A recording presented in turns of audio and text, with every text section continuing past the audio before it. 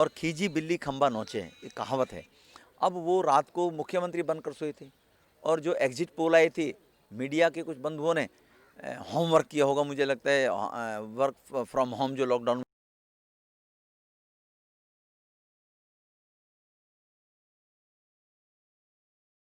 Vikram talks में आपका स्वागत है और हम आज हमारे साथ हैं सांसद रमेश बिदूड़ी जी। पहले तो दिवाली की शुरुआत एक तरह से बीजेपी के लिए हो गई है कि फिर से कमल खिलाए, पहले उस पे आप। बहुत बहुत शुभकामनाएं। दिवाली की शुरुआत तो भगवान श्री राम के मंदिर का निर्माण 5 अगस्त को जब बनना शुरू हुआ था तभी हो गई थी, क्योंकि भगवान श्री राम 14 वर्ष का वनवास काटकर अयोध्या लौटे थे जब उनको वनवास हुआ था कौरवों के माध्यम से, तो सॉरी उसके कैकेयी जी के माध्यम से। तो इसीलिए वो वनवास काटकर भगवान श्री राम अयोध्या लौटे थे, तो दिवाली तो स्वाभाविक देश के लोगों ने मनानी है। और जहाँ तक बिहार की बात है तो सीता माता बिहार से ही बिलोंग करती थी, तो उन लोगों को तो ये देखा है कि भगवान श्री राम के मंदिर का निर्माण हुआ तो दिवाली अच्छी मननी ही चाहिए। तो दिवाली अच्छी मनी है, क्योंकि बिहार को भी अब अंधेरे से उजियाले की तरफ और आगे बढ़ाना है। जो नीतीश जी ने 15 साल में वहाँ पर विकास किया है, हर गांव तक सड़क पहुँचाने का काम किया है, शराबबंदी की है, वहाँ पर जो विकास हुआ, विकास और आगे बढ़े डिस्ट्रिक्ट तहसील के लेवल पर। तो इसलिए दिवाली अच्छी मनाने का निर्णय बिहार के लोगों ने किया। बिहार के लोग इसके लिए बधाई के पात्र हैं। रमेश जी, थोड़ा सा दिल्ली की बात करूंगा। जिस तरीके से पॉल्यूशन बढ़ रहा है और दिवाली को लेकर आप जनता से क्या अपील करना चाहेंगे, क्योंकि जिस तरीके से आप देखें आपने दिल्ली को बदलते हुए, ऐसे में अब कहीं ना कहीं कहा जा रहा है कि सांसें लेना थोड़ा सा मुश्किल हो रही है। इस दिवाली पे पटाखे नहीं, दिए जलाएं।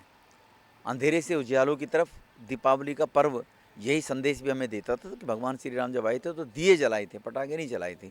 लेकिन हम कहीं ना कहीं को खुशी मनाते हैं, को अच्छा ऐसा टाइम आता है तो लोग पटाखे लगाकर खुशी का इजहार करते हैं। लेकिन पटाखों से पॉल्यूशन होता है, इसलिए पटाखे नहीं लोगों ने बजाने चाहिए और दीप जलाकर ही दिवाली मनानी चाहिए, क्योंकि जो पॉल्यूशन है वो हर व्यक्ति की ज़िंदगी के लिए घातक है। और जो हमारे परिवारों में, हमारे आस पड़ोस में जो कुछ बीमार लोग हैं, उनको अगर सांस की प्रॉब्लम है, लीवर की प्रॉब्लम है, कहीं फेफड़े की प्रॉब्लम है, तो इसके कारण से उन लोगों की तरफ ध्यान रखते हुए हमें पॉल्यूशन फ्री दिवाली मनानी चाहिए। एक राजनीतिक क्वेश्चन पूछूंगा।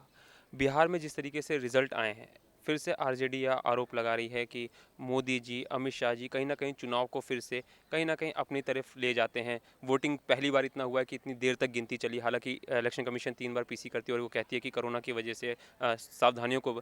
ऐसे में क्या कहेंगे कि हथियाने को, जबकि सीटें इतनी, ऐसे आप उस पर क्या पोलिंग बूथ इस बारी ज़्यादा बनाए गए थे। एक पोलिंग बूथ पे 1000 वोट से 1200 वोट हुआ करते थे। इस बारी एक पोलिंग बूथ 600 या 700 वोटों का बनाया गया था, कोरोना की वजह से भीड़ ज़्यादा ना लगे, लंबी लाइनें ना लगें। तो कोरोना की वजह से पोलिंग बूथ ज़्यादा थे, इसलिए देरी हुई थी।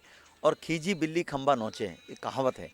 अब वो रात को मुख्यमंत्री बनकर सोए थे और जो एग्जिट पोल आए थे, मीडिया के कुछ बंधुओं ने होमवर्क किया होगा, मुझे लगता है वर्क फ्रॉम होम जो लॉकडाउन में चल रहा था, घर बैठे उन्होंने एग्जिट पोल ला के लोगों ने दे दिए। तो रात को एक आदमी मुख्यमंत्री बन के सोएगा बेचारा और सुबह उसके हाथ से निकल जाएगी सिस्टम, तो स्वाभाविक है उसने कुछ ना कुछ तो आरोप लगाना ही पड़ेगा।